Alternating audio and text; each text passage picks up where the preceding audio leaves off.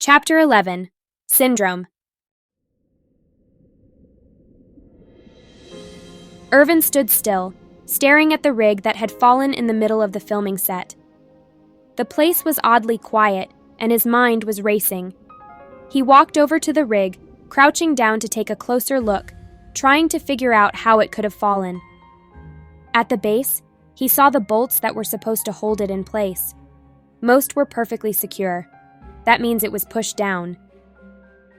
He carefully examined the base and the surrounding floor. That's when he noticed it. A thin, almost invisible fishing line tangled around one of the rig's stabilizers. His brow furrowed as he followed the line, tracing it across the floor to a small, weighted hook buried in the debris. The line was cut cleanly, suggesting it had been deliberately rigged to snap at just the right moment. Irvin's eyes darkened. Whoever set this up wasn't just careless. They were calculated. The line had likely been pulled or tensioned from a distance, allowing the rig to fall without anyone being physically present. His jaw clenched. Skylar. She'd been standing close to the rig when it fell. Someone wanted to frame her for sure. He stepped back, scanning the set. Then his eyes landed on a security camera in the corner of the set. It was pointed right at the rig. A flicker of hope sparked in him. If the camera had been recording, it might show who was behind this. Without wasting any time, he headed to the production office. "I'm sorry, the security camera was damaged," said one of the security officers. Damaged? That's a bit too convenient, don't you think? Irvin said. Suspicion was clear on his face. "Yes, sir." The officer said, looking a little uneasy. The camera stopped working a few hours before the rig incident. The footage is completely corrupted. What caused the damage? Was it just a malfunction or something else? The officer hesitated. We're not sure. It looks like the wiring was messed with, but we can't say for sure yet. Irvin's eyes narrowed. Messed with? You're saying someone could have done this on purpose? The officer glanced at Irvin before nodding slowly. It's possible. We will send the camera for a full inspection, but it'll take a little while to get answers. What about the nearest working camera? Did it catch anything? The officer pointed to another monitor. The next camera is by the back lot, but it doesn't show the rig area directly. Irvin leaned over to look at the footage. It wasn't perfect, but it was something. Pull up the video from before the rig fell. The video was blurry, but it showed enough. One of Janet's crew members, someone Irvin vaguely recognized, was holding something in his hand. Fishing line. The man moved quickly across the set, heading straight toward the rig. The camera didn't capture him actually reaching it. The angle cut off just before that spot, but the rest was suspicious. He stopped suddenly, looked around like he was checking if anyone was watching, and then hurried away moments later. Irvin paused the video, his jaw tightening. Although it didn't show the sabotage, it was clear enough to raise questions. When night settled in, Irvin found himself pacing the hotel lobby, his nerves unraveling with each step. His phone felt heavy in his hand as he checked it for the 100th time, only to see no new messages or calls. Every attempt to reach Skylar throughout the day had gone unanswered. Voicemails ignored, texts left unread. The silence was eating him alive. What if she still thought he didn't believe her? The thought made his chest tighten. He had seen the truth in the footage and knew she hadn't pushed the rig, but what if she didn't know that he believed her? He hated the idea that she might still feel blamed or doubted. All he wanted was to see her, to hold her, to tell her he trusted her completely. But she wasn't answering, and the lobby remained as empty as ever, except for the faint murmur of passing guests. Steven sat on the sofa, his eyes following Irvin as he paced back and forth like a caged animal. Irvin had only shared bits and pieces of what was happening, so he wasn't entirely in the dark. With a heavy sigh, he finally spoke up. You're going to make me dizzy. Just sit down and calm yourself, will you? Irvin abruptly stopped mid-step, turning to glare at him. Go to bed, Steven. Steven leaned back, completely unfazed. Nope, I'm waiting for Ethan. Haven't had a chance to catch up with him all day. Plus, I just found out Skylar and Ethan are staying at this hotel too. Why didn't you mention that? Irvin rolled his eyes. Didn't know you cared. Stephen gasped dramatically. How could you? Footsteps echoed through the quiet lobby, drawing Irvin and Stephen's attention. They turned to see Janet and Peter walking in. The mood in the room shifted, heavy and awkward as the two approached. Janet paused when her eyes met Irvin's, her steps faltering. She looked tense, her hands fidgeting as though she didn't know what to do with them. Irvin, she said finally, her voice softer than usual, almost hesitant. I wanted to talk to you about Skylar. Irvin's gaze hardened instantly, and his jaw tightened. What about her? Peter stepped in, his tone dripping with restrained frustration. Janet feels terrible about the rig incident. She couldn't sleep at all last night because she was too busy worrying about Skylar, even though Skylar would have gladly seen her hurt. He shot Janet a pointed look, as if to remind her he wasn't exactly thrilled with her being overly kind. Janet shifted uncomfortably, clearly out of her depth. Skylar hates me, I know that. But I'm here because I need you to know I don't blame her. What happened with the rig, it wasn't her fault, and I should have done more to keep things from escalating. What are you saying, Janet? You could have died! Peter shouted, his voice raw with anger. Janet squeezed her eyes shut. Peter, enough! But... Peter started, only to falter as Janet reached out, grabbing his hand to silence him, her grip firm but pleading. What I'm saying is... Janet began, her voice trembling as she kept her gaze lowered. Everything with me and Skylar, I just want to put it behind us. I forgive her. I just want to start over and move on. Even if she doesn't feel the same way about me, that's okay. A faint, bittersweet smile tugging at her lips. She doesn't have to like me if it helps her feel better. I can live with that. All I want is for this tension to end, for her to find peace, as long as she is happy. The lobby was swallowed by silence.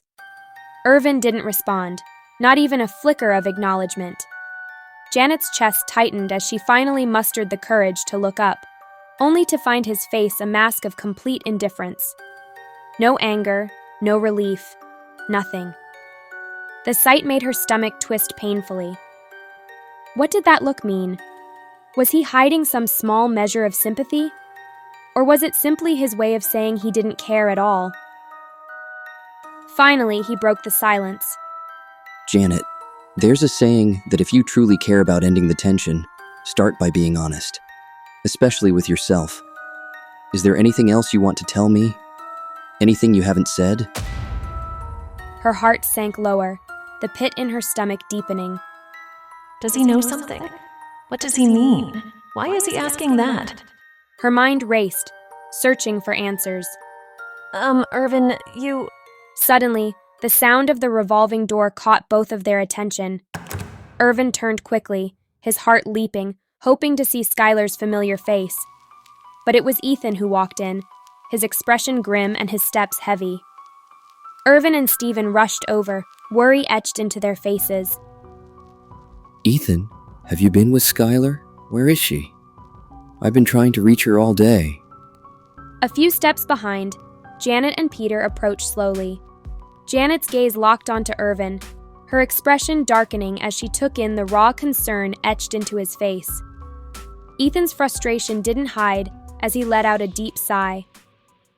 Yeah, took her to the ER. Irvin froze, his heart skipping a beat. The ER? What happened? Is she okay? Stephen's eyes widened, echoing Irvin's shock. Janet and Peter blinked in surprise, the unexpected news hitting them hard. Janet's stomach twisted uneasily, a pang of emotion she couldn't quite place surging through her. Deep down, a flicker of frustration sparked. Of course, Skylar finds a way to grab all of Irvin's attention, but she quickly pushed the thought aside, knowing it wasn't the time or place. With a calm voice and a concerned expression, she asked, Oh my God, Skylar. What happened? Why did you take her to the ER? Ignoring Janet, Ethan's jaw tightened as he met Irvin's gaze, his tone sharp. She's sick, Irvin. The doctors are keeping her overnight for observation. Panic surged in Irvin's chest, his heart racing. Observation? She's sick? Janet cast a furtive glance at Irvin, her heart sinking as she saw the anguish etched into his face. Why does he care so much? The question clawed at her, irrational and biting, as she struggled to maintain her facade. I hope it's nothing serious. Janet said, trying to sound concerned. Skylar has never been fond of me, but I would never want something like this to happen to her. I've always tried to be understanding, even when she's been difficult. Maybe I should have done more to ease the tension between us. This is my fault for not handling things better. I'm such a... She stopped herself, then looked at Irvin, her voice urgent. Irvin, do you think we should cancel tomorrow's shoot? I just think it's important we all focus on supporting Skylar right now.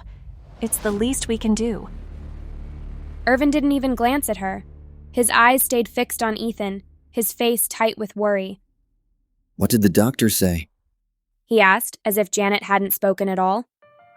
Janet's stomach twisted. Her words hung in the air, ignored, like they didn't matter. The sting of being invisible hit hard, but watching how focused Irvin was on Skylar made it worse. Peter's jaw clenched as he felt his anger rising. Hey, don't just ignore Janet, she was speaking. Stephen quickly stepped forward, his tone calm and measured as he tried to diffuse the situation. Miss Amari, Stephen said gently, his professional demeanor never faltering. it's been a long day for you. Why don't you head back to your room and get some rest? We'll take care of everything here. But Please, Janet. Irvin finally said, turning his head slightly in her direction, though his eyes didn't meet hers. Janet hesitated, her eyes resting on Irvin with a deep desire. When he finally noticed her, it was just to push her away, his lack of interest hurting more than any harsh words could. She felt a painful tightness in her chest, but held back her hurt and nodded slowly, making herself take a step back. all right. She and Peter turned and walked toward the elevator, her feet feeling heavy with every step. Behind her, Irvin didn't even glance her way. Irvin turned his attention back to Skylar, looking worried and deep in thought. Why didn't she tell me? He muttered under his breath. Ethan's expression darkened, his arms crossed. Because she doesn't need you right now, Director Irvin. She needs rest, not more stress. From what I've seen, you've been doing nothing but adding to it. Irvin's face drained of color, guilt twisting in his chest. Where's the ER? I need to see her. Ethan's eyes narrowed, his jaw tightening. You don't need to know. I have to be there, Ethan. I'm worried about her. Ethan scoffed, a bitter laugh slipping out. Worried? Funny, coming from the guy who's questioned her every step. She's been driving herself to the edge, trying to hold everything together, and all you've done is add to the weight on her shoulders. What she needs right now is a break from you, not more pressure. Stephen gently touched Ethan's shoulder. Come on, Ethan. Irvin's been worried sick. We all have. Ethan shot him a look and brushed his hand away. Then maybe he should have shown that before she landed in the ER. Irvin flinched, the weight of Ethan's words sinking deep. I'm deeply sorry. Please, Ethan. I need to be there for her, no matter what. Ethan's gaze softened, though his tone remained guarded. Fine. You can go pick her up tomorrow. Give me the address. I'll send it to you tomorrow. Right now, she's in good hands. The last thing she needs is more pressure. Irvin's fists tightened, torn between the urge to rush to Skylar's side and the hard truth in Ethan's words. But the image of her lying alone in a hospital bed gnawed at him, filling him with a pain he couldn't shake. Please. Irvin pleaded. Ethan paused, watching the concern etched into Irvin's face, as though trying to gauge just how much Skylar truly meant to him. After a long, thoughtful look, he gave a small nod, his tone softer. All right, Irvin, what's your number? Irvin quickly recited it, and Ethan sent the hospital address. Stephen stepped forward, hopeful. Can you send it to me too? No. Ethan turned toward the elevator, leaving Irvin and Stephen in the lobby. the tension hanging in the air. Even as Ethan disappeared, the weight of Irvin's guilt and worry didn't lift. Irvin couldn't stand waiting any longer. The worry was too much, pulling him straight to the ER, no matter what Ethan had said. When he reached Skylar's room, seeing her lying there took his breath away. She looked so tired, so fragile against the white hospital sheets, her face pale from exhaustion. He gently touched her hand, trying to let her feel how deeply he cared for her and how much he wished he could ease her suffering. I'm really sorry, Sky. Irvin spent the whole night next to Skylar, watching her and hoping she would wake up. In the morning, a nurse walked in and smiled at him. Are you family? She asked softly, eyeing the way he held Skylar's hand. He nodded. Yes. Not caring if he had to lie to get Skylar's condition, he stood up as the nurse stood closer. She handed him a clipboard. Skylar's medical history is in here. She's been under a lot of stress and her body couldn't keep up with it.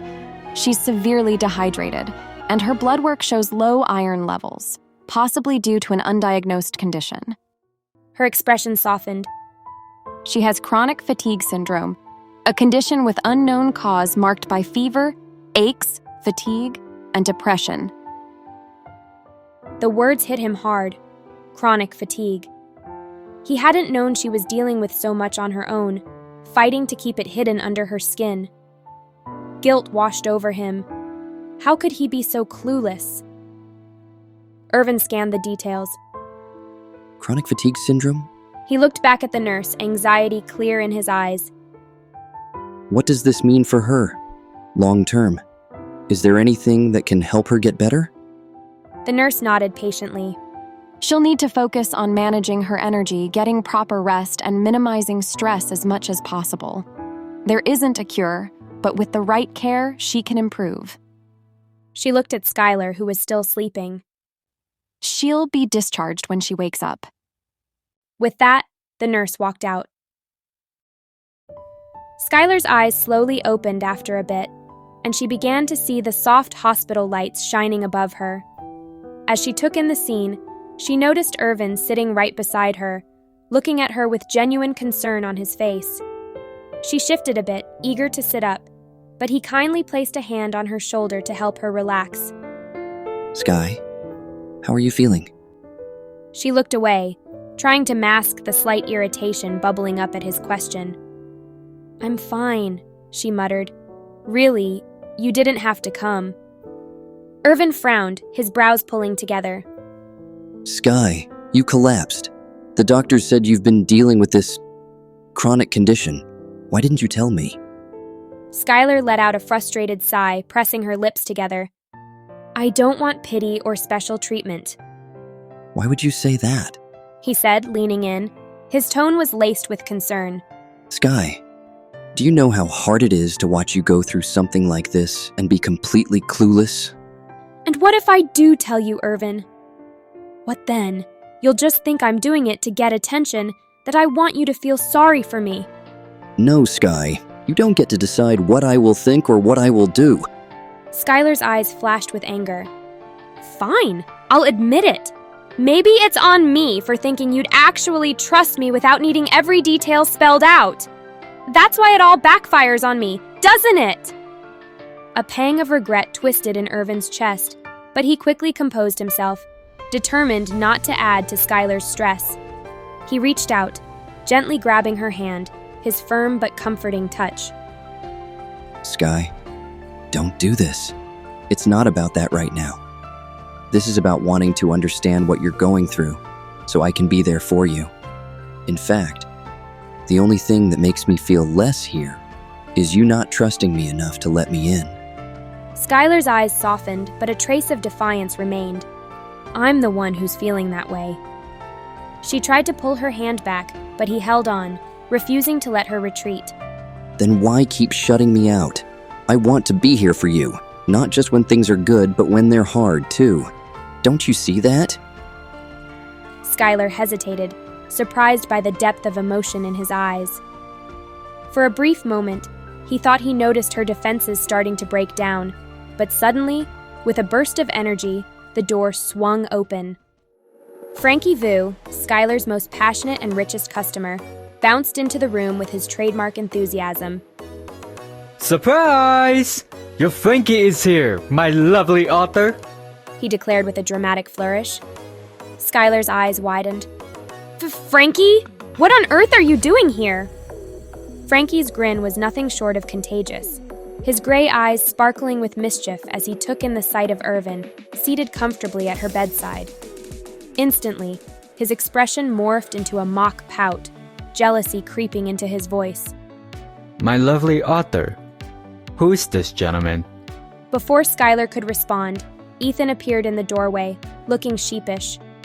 Skylar shot him a glare, and he mouthed, "I had no choice," before gesturing to Frankie and then making a dramatic throat-slash motion, as if to say, "If I didn't bring him, I wouldn't have made it out alive." Clearing his throat, Ethan formally introduced, Mr. Vue, this is director Irvin. You might know his upcoming film, Once a Story. Frankie's grin remained firmly in place as he eyed Irvin, practically buzzing with curiosity. Ah, a filmmaker, is it? That's cute. Surely you done your part. You can go now, can't you?